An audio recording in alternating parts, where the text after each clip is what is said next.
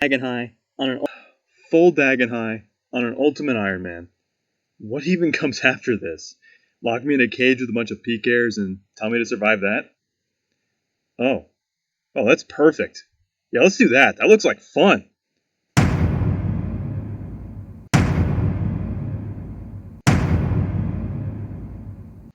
Two unique items from Revenants. No protection, no help, no suiciding, risking everything. Can it even be done? I think we're going to find out. Now, I'm going to preface by saying that I've already killed about 100 Revenants. This is kind of like a pilot episode for me, so before I went and made a whole video on this, I wanted to make sure I could actually kill some Revenants without dying. So now that that's done, I want to explain kind of the strategy I'm going to use for this goal because it's kind of complicated. I'm going to be laying this out in two parts. This is part 1. Part 1 will only cover everything pre-bracelet of Ethereum. It'll likely take around a couple hundred kills, and while I'll probably need around 10,000 to obtain a unique item from Revenants, these first couple hundred kills will be my most dangerous time at Revenants by far. So let's get right to it. Step 1.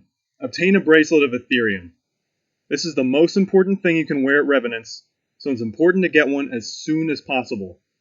So how exactly are we going to get one in the most dangerous area in all of Old School probably, at a time when protection clans are seemingly more prevalent than ever? Seriously, they're fucking everywhere. You hear stories all the time of people having a hard time even surviving 5 minutes in this area. So what I know from the Dagon'hai grind is that the best way you keep yourself from dying is by keeping yourself from getting attacked. And the best way to do that at Revenants is by hanging out in this northwest area here, which I'll get to by using the agility shortcut just west of it. This area has a lot less foot traffic coming in and out of the caves than the rest, and not only that, the two weakest Revenants, the Imp and the Goblin, are both in this corner. So the plan is to kill them until one drops a bracelet. Maybe I'll even kill some Pyre Fiends if I feel up for it, to increase our chances of getting it quickly.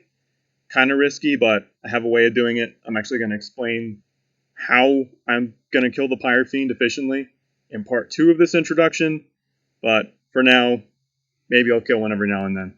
Another thing, just about Ultimate Ironman, a popular strategy is to kind of suicide before going into a dangerous area so that you leave your items on the ground so that they don't risk their items.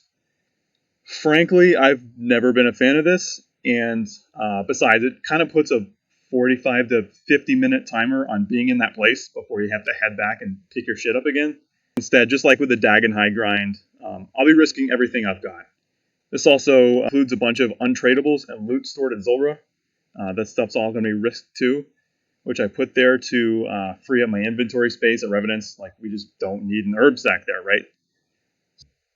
So I'm going to have different equipment and different inventory pre-bracelet and post-bracelet.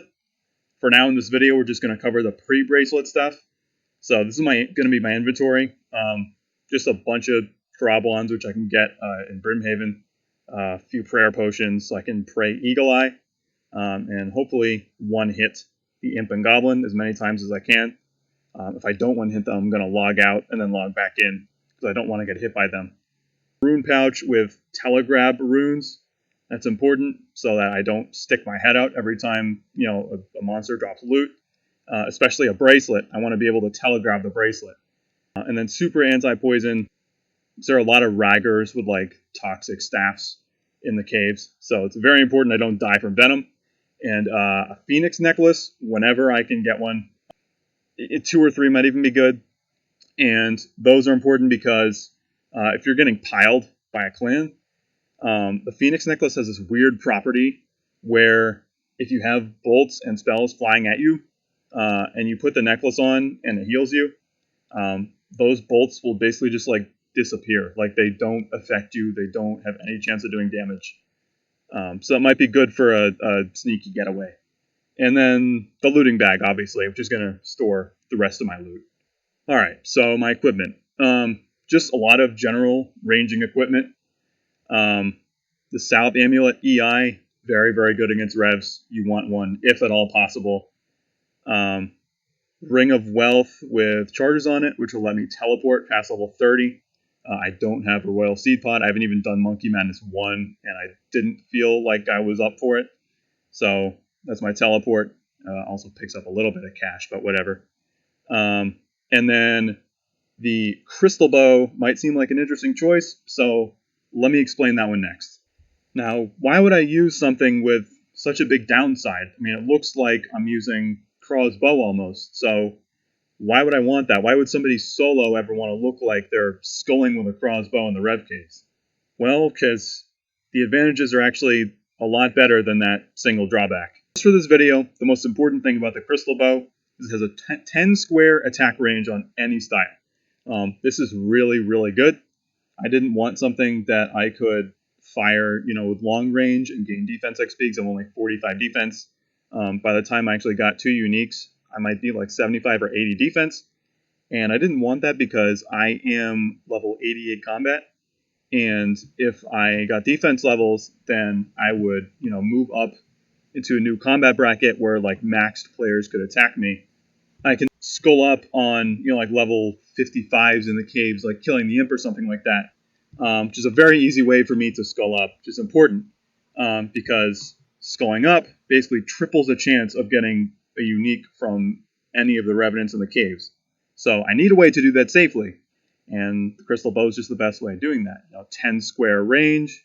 I can fire it on accurate. The 10 square range is also going to be very important for killing anything above the goblin, and I'm going to explain that in part 2. So let me take a minute to explain why I'm doing this. I've kind of explained how, but why would I be doing something like this on Ultimate Ironman? It's crazy. So after getting full Dagon'hai, I spent, a few days chilling, flexing every now and then, and I realized, I have this flex in my helmet slot, my top and bottom. What about like a weapon or an amulet or something like that? What's the craziest thing that I could flex in this game on an Ultimate Ironman? And I realized, yeah, maybe I have to go to Revenants to get that. In the end, it's always about the flex. I also did pick up a brand new cape right before this rev grind too, so I guess there's that. And my other little motivation is what I've read about some Ironmen using protection services to try and get uniques. It's like so much for standing alone. Just throw game integrity out the window, right? So I figured if someone tried with all their might to stop them, like, would you call them a hero? Are they doing something heroic? And I think they kind of are. So if I find an Ironman in the rev caves, I know this guy's an Ironman. I'll just rag the hell out of his revs as much as I can. I'm going to give him hell. So these Ironmen, I'm not going to be locked in with them. They're going to be locked in there with me. And of course, the other loot is amazing too. I'm not going to deny that. I mean, these statuettes, why are these even still in the game? So I start this grind with 48 Revenant kills. This is from a Revenant task I tried at 49 combat. And actually, it's funny, because that time at Revenants was the only time I've been PK'd at all on this account. So it'll be interesting going back and seeing how the rerun goes.